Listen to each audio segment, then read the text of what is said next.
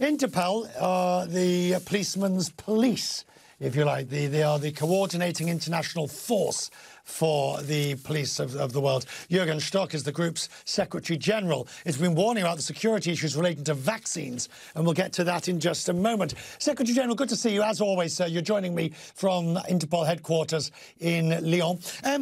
On this question of the sort of lawlessness, which I suppose at one level can be seen as domestic in the United States, a version of domestic terrorism, but we do know that this can spread and there can be communications elsewhere, and that must be of concern to you. Yeah, pleased to be with you, Richard. Thank you very much. And indeed, the situation globally is really worrying. We are currently experiencing a global pandemic, and what we see in parallel actually is a parallel pandemic of international terrorism, of organized crime, and specifically of cybercrime. I've never seen in my long career such a dynamic situation where criminals are quickly shifting to new opportunities that are provided by the pandemic, by the new vulnerabilities, by the concerns of people. And of course, what Interpol is specifically focusing is the international dimension. So whenever an issue becomes an international issue, whenever there is a need for domestic law enforcement to contact their peers abroad, right, then it's a case for Interpol. And of course, we are carefully monitoring a possible international dimension of anything that is currently going on around the world.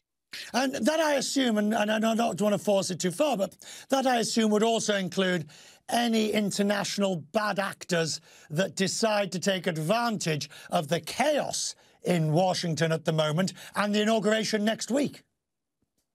I mean, we stand ready for any support we can provide, of course. Whenever, again, a case has an international dimension, a suspect is wanted somewhere else, to use Interpol's global alert system, checking our 18 databases, checking our analytical databases, whether there might be any links abroad.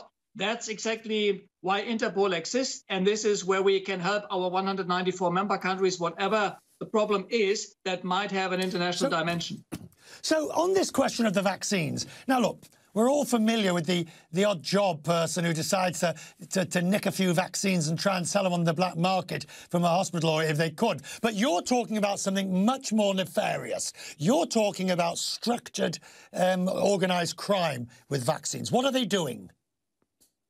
I mean, actually, we have to acknowledge that, let's say, the vaccine now, the enrollment has been starting in many parts of the world, is, let's say, the liquid gold in 2021.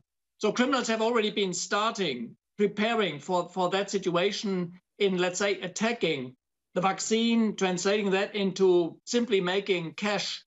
We have already sent alerts in the middle of last year and again in December, and said law enforcement and governments need to be prepared that the vaccine will be attacked by simple means, can be theft, can be a break into the special warehouses, can be any kind of falsification, fake vaccines that are sold online or directly. And we've already been receiving information from our member country that this exactly has been starting. We have been helping two countries on two continents. In one continent, fake vaccine produced, in another continent distributed, and we have been helping dismantling the criminal gang behind. What do you make of the cyber attack in Washington? Now, Washington says it was the Russians who did it. The Russians have denied this, of course, but the size and scale of this attack seems breathtaking. And I mean, you know, where does Interpol fit into that? I mean, what is more than ever needed, and that's a lesson learned definitely from COVID, and not a new experience, of course, not a new finding, that international cooperation and coordination is more important than ever. No country, no region can fight cybercrime, which is borderless by nature, in isolation. So Interpol is uniquely placed to coordinate the activities of our 194 member countries, also to make the links on a global level to the industry, because the cooperation with the industry is key. They have the information. They are quite often the first responders. They have the technical means. And that's exactly Interpol's role, to coordinate international law enforcement, but also to make sure that we have the necessary links with the industry, with the private sector, right, to connect the dots and the islands of information, and coordinated action is more important than ever, Richard. Last point. You said earlier, right at the start of this interview, that you've never known a more dynamic criminal situation or environment at the moment. That's very worrying.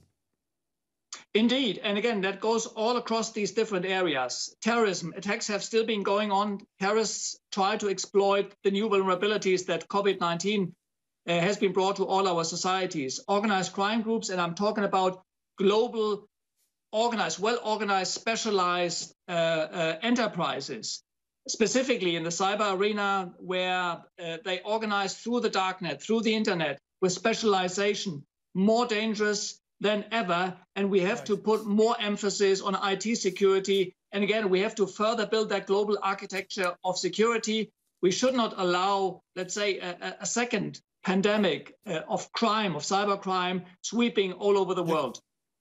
Secretary General, always good to have you on Question Means Business. We will check in with you at various points during the year, if we may, sir, to see just how we are doing on this. Thank you, sir. I appreciate it. Thank you.